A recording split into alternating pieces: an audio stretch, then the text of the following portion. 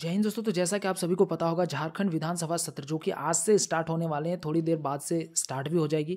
दोस्तों बात की जाएगी इस वीडियो में जेएसएससी सीजीएल के जो एग्जाम्स हुए उनके जो रिजल्ट पब्लिश कर दिए गए उसके बारे में, नगर पालिका सेवा की जो रिजल्ट पब्लिश हुई उसके बारे में, और अपकमिंग जो वैकेंसी है लाइक उत्पाद सिपाही झारखंड पुलिस एंड क्षेत्रीय कार्यकर्ता वैकेंसी, अपकमिंग जो भी वैकेंसी है दोस्तों, इन सब के ऊपर किस तरीके से अगर चर्चा हो तो आने वाले एग्जाम्स में जो अपकमिंग जो एग्जाम्स हैं आप लोग को डेफिनेटली उसके एडवांटेज देखने को मिलेंगे। जैसे लाइक आप 60-40 की जो नीति है वो अगर थोड़ी सी इंप्रूवमेंट कर ली जाए तो थोड़ा सा तो फायदा झारखंड के एस्पिरेंट को होगा ही होगा।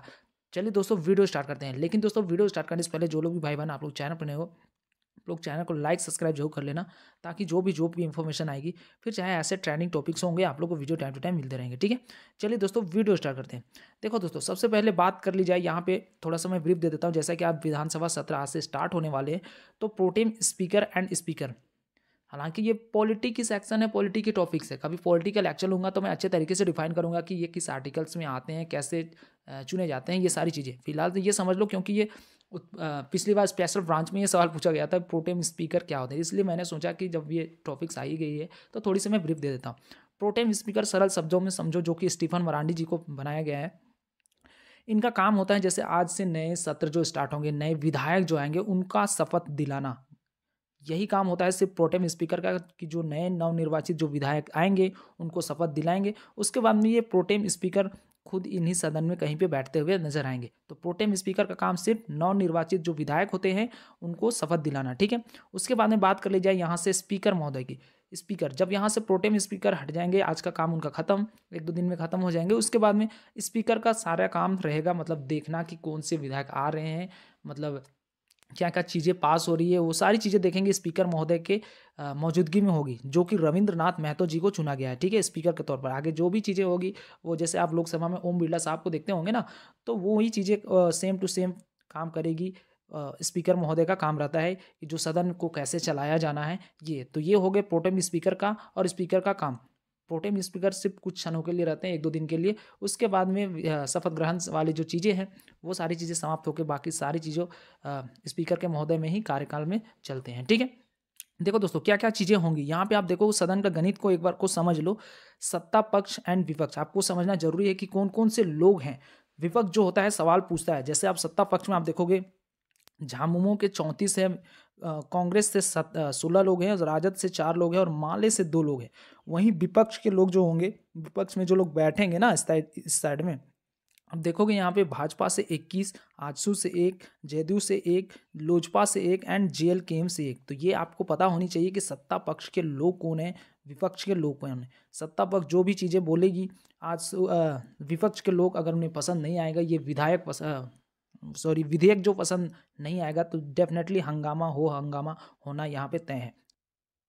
तो ये हो गई सदन का गणित को समझो कि सत्ता पक्ष एंड विपक्ष का काम क्या होता है, तो ये मैंने बता दिया। ठीक है, उसके बाद में बात कर लीजिए दोस्तों कि क्या क्या चीज़ें आगे होंगी। आप देखोगे यहाँ पे विधानसभा सत्र जब चलेंगे 9 दिसंबर, यानी कि आज जो नवनिर्वाचित जो विधायक होंगे ना, उनके शपथ ग्रहण होंगे आज। ठीक है, उसके बाद कल 10 दिसंबर को नवनिर्वाचित विधायकों का शपथ ग्रहण एवं नए अध्यक्ष का चुनाव की प्रक्रिया होगी कल।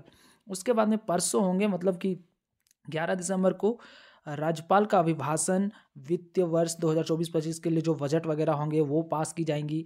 उसके बाद में 12 दिसंबर को होंगे राज्यपाल का अभिभाषण, वाद विवाद अनुपूरक जो बजट पक्ष विपक्ष पर चर्चा होगी। उसके बाद में सत्र अच्छे ढंग से चलेंगे। अभी तो फिलहाल ये शपथ ग्रहण वाली जो चर्चाएं हैं वही सारी चीज़ें चलते आपको 12 दिसंबर पहुंच जाएगी। तो मे भी चांस है 15 दिसंबर के बाद में आप लोग के सारी चीज़ें अच्छे तरीके से, जो भी हैं मुद्दे यहाँ पे बात करने वाले लोग यहाँ पे खड़े होंगे, यहाँ पे उस मुद्दे को उठाएंगे। ऐसा नहीं कि जाते जाते आज गए और आज ही से भाषण देना स्टार्ट कर दिया, ऐसे नहीं होता है। जो प्रक्रिया है वो चीज़ें होती हैं, उसके बाद से ही सारी चीज़ें होती है।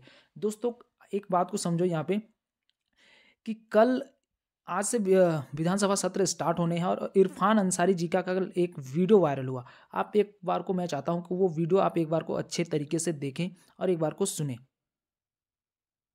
मान जी, आदिवासी मूलवासी की सरकार है, लोगों ने आप लोगों पर भरोसा जताया है, लेकिन सीजीएल का रिजल्ट प्रकाशित हुआ, नगर पालिका का जो रिजल्ट है उसमें बिहार के लोग, उत्तर प्रदेश के लोग, वेस्ट बंगाल के लोग दिख रहे हैं। तो इस पर क्या कहिएगा? लगातार लोग कह रहे हैं कि आदिवासी मूलवासी की सरकार में बाहरियों को नौकरी मिल रहा है यहाँ पे। देखिए, इस पर मैं अभी कुछ टिप्पणी नहीं करूँगा। और पहले तो भाजपा के लोग विरोध कर रहे थे कि एग्ज़ाम कैंसिल किया जाए, और चुनाव के पीरियड में हम लोग चुनाव में व्यस्त थे। तो ये निष्पक्ष आयोग है, मैं इस पर ज़्यादा टिप्पणी नहीं करूँगा। और जिनको को लगता है कि गलत हुआ है तो वो प्रमाण दें हम लोगों को, गलत हम लोग नहीं होने देंगे। लेकिन मामला कोर्ट में है सीजीएल का, उसके बाद फिर रिजल्ट प्रकाशित कर दिया गया। एज पार हो रहा है युवाओं का ना, तो ये भी तो देखिए। लेकिन एज पार हो रहा है मंत्री जी, लेकिन सब बिहार के लोग, उत्तर प्रदेश के लोग, वेस्ट बंगाल के लोग जो है नौकरी ले रहे हैं, ये कितना सही तो है? आप ये बताइए कि यहाँ पे देखिए, सेंसिटिव इशू है, मत बोलिए हमसे, हमको बोले एक सवाल, एक सवाल, मंत्री जी, एक सवाल, हम बताइए। अभी हम अभी बहुत हम सदमे में हैं, अभी आपको पता है ना, सुनने में मैं आ अभी रहा है कि सदमे जो में है हूँ। आपको ग्रामीण विकास मंत्रालय नहीं मिला तो नाराज हैं, ऐसी खबरें चल रही है सूत्रों के हवाले से मंत्री जी। नहीं, हमको मुख्यमंत्री जी ने जहाँ रखा है ठीक रखा है। चलिए, ठीक है, शुक्रिया। तो जैसा कि आप सभी भाई बहनों ने स्टेटमेंट सुन लिया होगा, सबसे पहले तो मैं बहुत बहुत धन्यवाद देना चाहूँगा भोकाल टीवी वाले भाई को, जिस तरीके से उन्होंने ऑन द स्पॉट सवाल करे। यही होनी चाहिए पत्रकारिता की भूमिका। चौथे स्तंभ कहे जाते हैं आप लोग। जिस तरीके से आपने सीजल के मुद्दों को उठाया, जैसे आप प्रोटेस्ट के दिन भी मैं आपसे बात किया मैंने कि जिस तरीके से आप स्टूडेंट के फेवर में खड़े थे, जिस तरीके से आपने स्टूडेंट को कवर करा, वहाँ की चीज़ों को कवर करा, तो बहुत बहुत धन्यवाद भोकाल टीवी वाले भाई को, जिन्होंने इस तरीके से सवाल को जहाँ पे मौका मिले यही होनी चाहिए। और होप कि आगे भी आप स्टूडेंट के फेवर में खड़े रहोगे, उनके जो मुद्दे हैं उनके साथ खड़े हुए रहोगे। ठीक है दोस्तों, इरफान अंसारी जी से जब ये सवाल करे गए कि यूपी, बिहार, वेस्ट बंगाल जैसे स्टूडेंट का जॉब लग रहा है, लेकिन झारखंड के एस्पिरेंट का जॉब लग रहा है। अब एक बार को सोचो कि ये जैसे सीजीएल की रिजल्ट पब्लिश हुई है, कोई 4th ग्रेड की जॉब की रिजल्ट पब्लिश नहीं हुई है, लेकिन यहाँ पे क्या हुआ कि कोई भी स्टूडेंट ऐसे नहीं।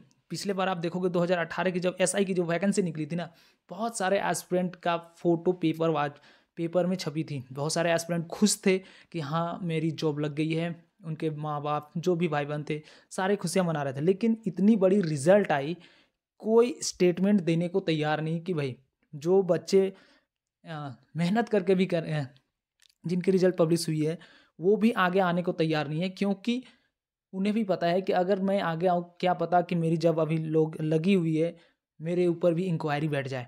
तो इस तरीके की चीज़ें हुई है झारखंड में सीजीएल के स्टूडेंट के साथ में, कि किस तरीके से बचते नज़र आए इरफान अंसारी जी। क्योंकि अब इन्होंने कहा है कि जो मतलब कि स्टूडेंट का जब रिजल्ट पब्लिश किया गया इतनी जल्दी क्यों किया गया, तो ये बोल रहे हैं कि भाई स्टूडेंट का एज पार है, मतलब स्टूडेंट का एज पार हो तो आप सीट को बेच दोगे क्या?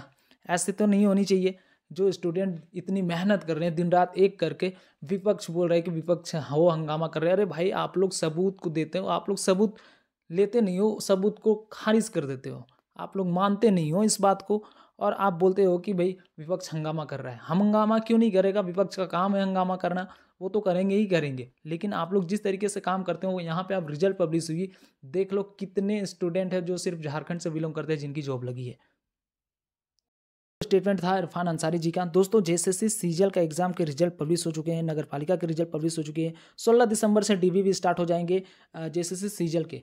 दोस्तों बहुत सारी जो हाईकोर्ट में पेंडिंग पड़ी हुई है केस, उसकी भी सुनवाई दोस्तों 19 दिसंबर को होने जा रही है। ठीक है, पता नहीं उस दिन भी होंगे या नहीं है। जैसे कि आप देखोगे उत्पाद सिपाही के ऊपर लंबा केस चला, फाइनली जजमेंट आया जो फ्रेश वाले कैंडिडेट थे उनके ऊपर। क्या लगता है आपको, ऐसी जजमेंट आ गया? बहुत सारी चीज़ें हैं जो मैं यूट्यूब पे डायरेक्ट फॉर्म पे नहीं बोल सकता। आपकी एक बार को सोचो, क्या गलती थी उन भाइयों बहनों को जिन्होंने एग्जाम दे रखा था उत्पाद सिपाही के, और उनकी सिर्फ फिजिकल होनी थी, लेकिन वो चीज़ें खारिज कर दी गई, और फाइनली जाके आप लोग के जो न्यू स्टूडेंट हैं उनके फेवर में आई वैकेंसी, उनके फेवर में आई जजमेंट। तो ये सारी भी चीज़ें हैं, बहुत सारी चीज़ें हैं जो यूट्यूब पे डायरेक्ट फॉर्म में नहीं बोली जा सकती। दोस्तों यहाँ पे जो अपकमिंग वैकेंसी है उत्पाद सिपाही झारखंड पुलिस क्षेत्रीय कार्यकर्ता, मैं चाहूँगा इस बार की जो सदन में जब चले यहाँ से, तो आपने जिन्हें आप अपने अपने जो विधायक क्षेत्र से जो भी विधायक हैं उनसे जाके मिले, और डेफिनेटली जाके बोले कि हमारी जो नीतियाँ हैं 60-40 की जो नीति है ना दोस्तों, सबसे पहले इन्हें थोड़ा सा इम्प्रूवमेंट किया जाए। थोड़ा सा का कहने का क्या मतलब है, यहाँ पे 90-10 की जो नीति है ना ये होनी चाहिए, तब जाके कुछ होने वाला है झारखंड वाले एस्पिरेंट का। 60-40 की नीति से आप चल रहे हो, मतलब 60 लोग झारखंड के 40 लोग बाहर के, ऐसा कैसे? 10 मैं तो चाहूँगा कि 5 और 95 की होनी चाहिए, तब जाके एडवांटेज डेफिनेटली देखने को मिलेंगे। नहीं तो ऐसा फिर से होगा। अभी उत्पाद सिपाही के सिर्फ एग्ज़ाम्स ही बचे हुए हैं। तो मैं चाहूँगा कि इस बार शपथ में जाए जो भी, और जो सदन चले, जो भी विधायक हैं जाके जो स्टूडेंट का हाल क्या हुआ है उन हाल को समझे और जाके जो नीति है सबसे पहले वो नीति को सुधार करे।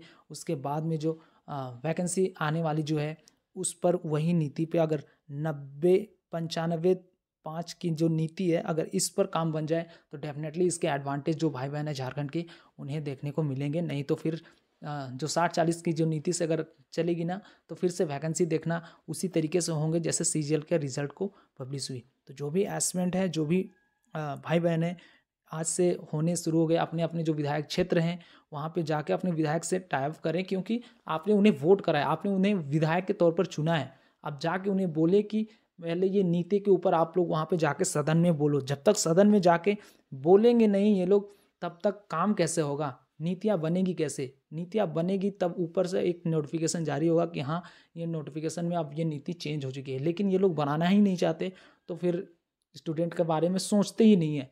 तो ये नीति अगर पहले बन जाए तो थोड़ी सी एडवांटेज उसको देखने को मिलेंगे आपको अपकमिंग जो एग्ज़ाम्स हैं उसके ऊपर। नहीं तो फिर दोस्तों वैकेंसी आप लोग की फिर से जैसे सीजीएल के ऊपर जो वैकेंसी आई हुई ना, सीजीएल के ऊपर जो रिजल्ट आया हुआ है उसी तरीके से रिजल्ट आप लोग को देखने को मिलेंगे। तो मैं चाहूँगा कि अपने अपने जो विधायक क्षेत्र में है उनसे टाई अप करो, लिंकअप कराओ। जैसे आपके नहीं है, आपके ऊपर में जो लोग विधायक के साथ में रहते हैं उनसे बोलें कि सदन में जाके एक बार को नीति के ऊपर जरूर काम होनी चाहिए। और होप कि जो नीतियां हैं वो उसमें सुधार हो ताकि आने वाले जो एग्ज़ाम्स हैं उनमें झारखंड के एस्पिरेंट को लाभ मिले। तो जो भी चीज़ें मैंने बताई समझ में आई होंगी। आपका क्या राय है कमेंट सेक्शन में हमें जरूर बताना। और अगर वीडियो पसंद आई होगी तो चैनल को लाइक सब्सक्राइब जरूर करना। मिलेंगे नेक्स्ट वीडियो में, तब तक के लिए जय हिंद, जय भारत।